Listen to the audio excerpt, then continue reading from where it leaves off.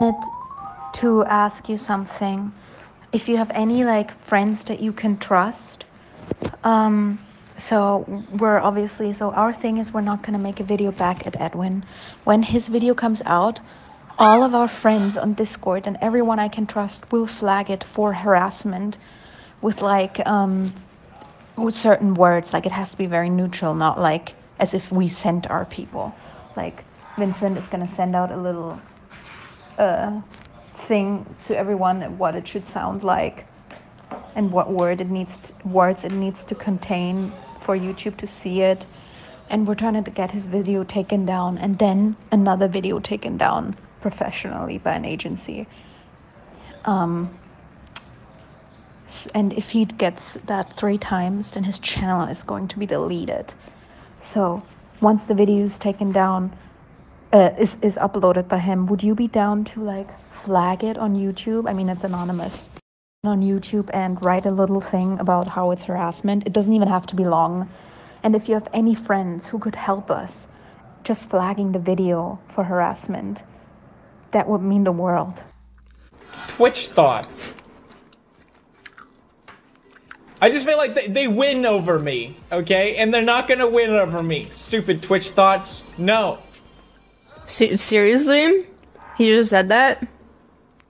I'm gonna copy strike this guy. Just for that word. Gonna copy strike him. Yo! Can we copy strike PewDiePie's latest video? Like right now? He called us Twitch thoughts. Can we copy strike him right now? Copy strike PewDiePie's latest video. Right now. Actually, I wanted it to go away because I got really tired of people getting upset about it. So I did what I felt I was in my legal right to do, and I reported the video for copyright. So you filed a video for copyright because people were upset about it.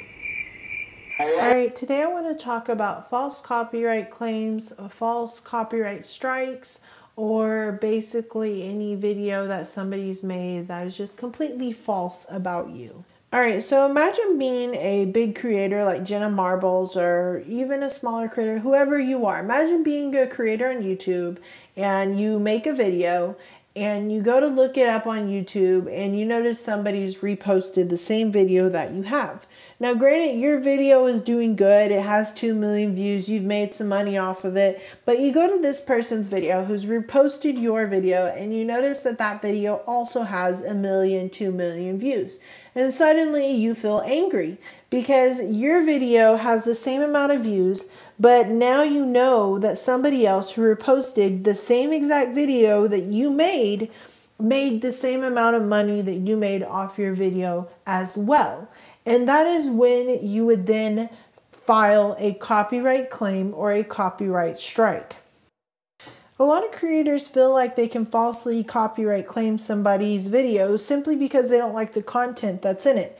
And it gives out the impression to companies that there's a market for this. And it's also a growing problem, especially for drama channels where they get false copyright claims on the daily. Whereas if a drama channel doesn't include receipts in the video and clips and audio that prove the narrative they're trying to push, they would get called out and accused of making the story up. But how do you make a video if you're going to get a copy strike from the person who doesn't like what you're saying? It's almost like Kylie Jenner trying to copy strike TMZ or The Hollywood Fix for doing a story on her lips injections that she didn't like what they said.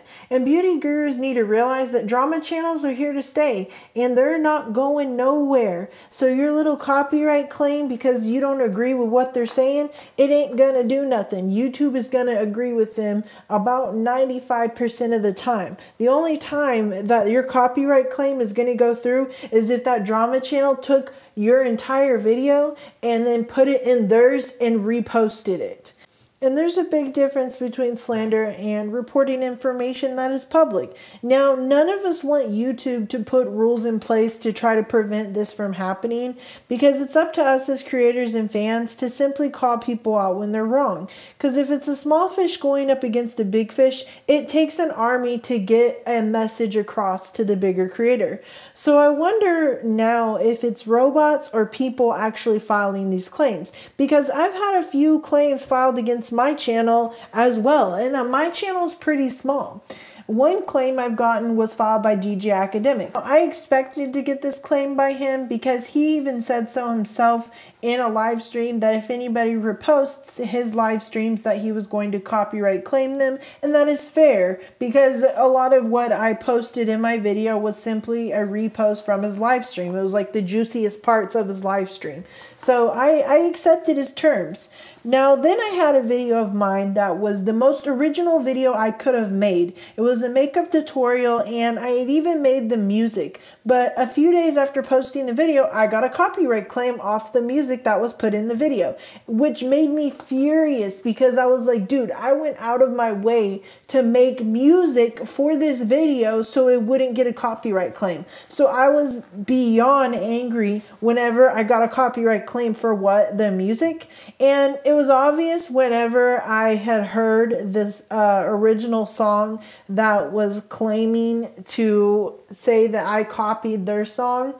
And once I heard it, it was obvious that we had both made a similar song off of a kit that comes on GarageBand, and you create the song off of loops. So anybody who's making songs off of GarageBand and they make a song off of the loops on GarageBand, just be warned that somebody might try to copyright claim you for making a song similar to theirs, because your song is probably going to sound similar to any other song on the internet. I've heard many loops on commercials from GarageBand. So when it comes to GarageBand and songs being made on GarageBand, it's basically free game. And so YouTube dropped that claim. And then I got a claim from Warner Brothers that was a 15-second clip that I had included in my video that was a complete commentary video. There was no audio from the clip. And it was a video of Austin Powers dancing when he was like blowing up the robots. And I basically got a claim from them where they basically said that they get to monetize over my video because I had that 15-second clip of Austin Powers in it. And here's the thing, I'm sure I could fight it and win, but I don't want to risk it, you know, being that I'm such a small channel. Alright, so the biggest copyright claim I got came from a video I posted talking about a Twitter arg/story conspiracy I had gotten from Twitter, and it was called "The Sun Has Vanished." And whenever I reported on the story, they only had about 10,000 followers, and now this Twitter has like almost 200,000. And I had worked really hard on the video, but I made the simple mistake of including a 10-second clip from Home Alone, from when the burglar goes to grab the doorknob and then it's like hot and he slips and falls on ice. I had included that clip in my video, no audio, nothing. It was just like a little commentary over it. And I ended up getting a copyright claim from some random company. I don't even remember the name. And it wasn't let's monetize your video and accept the terms. It was we're blocking your video worldwide. And the reason why I knew that this was about them not liking my video, and possibly the reason why they blocked it altogether, was because the fact that I was kind of portraying a clip from Home Alone in a horror story arc, so I guess it kind of made Home Alone not look kid friendly.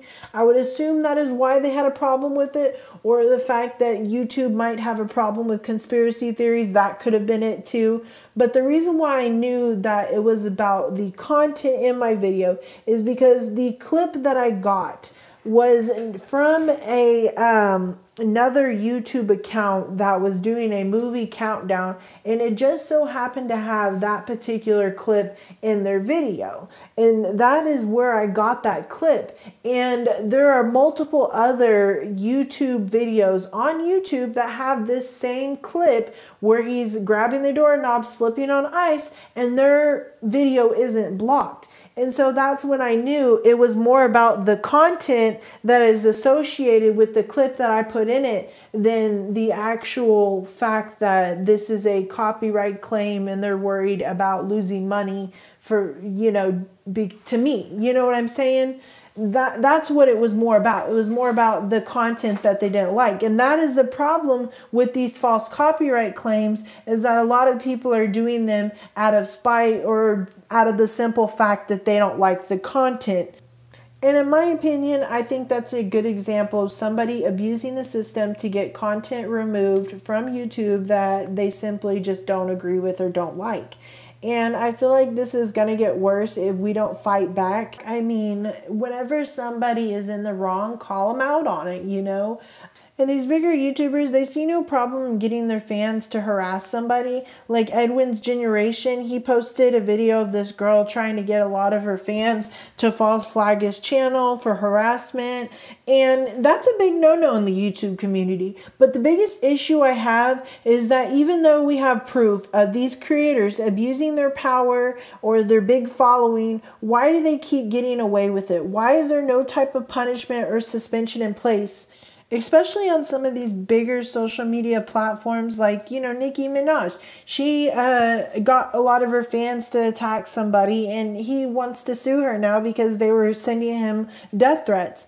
And even though the person who gets attacked, after a while, they, you know, get support and they get their account back and everything usually goes back to normal and they usually come out with more followers than they had to begin with, you know, nothing happens to the person that did the harassing, you know, and until somebody goes to court and sues somebody else for damages, this behavior is not going to stop.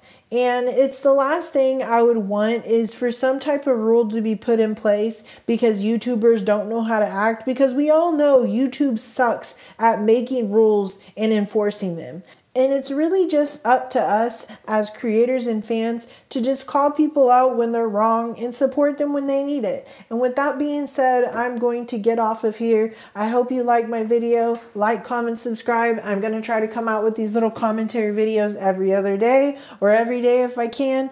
And so if you want me to talk about something in particular, let me know in the comments. But I wanted to talk about this because of what Edwin's Generation is going through. And like I said before, it's up to us as creators to call people out when they're in the wrong. And Edwin's Generation, I have full support for you. And I hope that you get the justice that you deserve.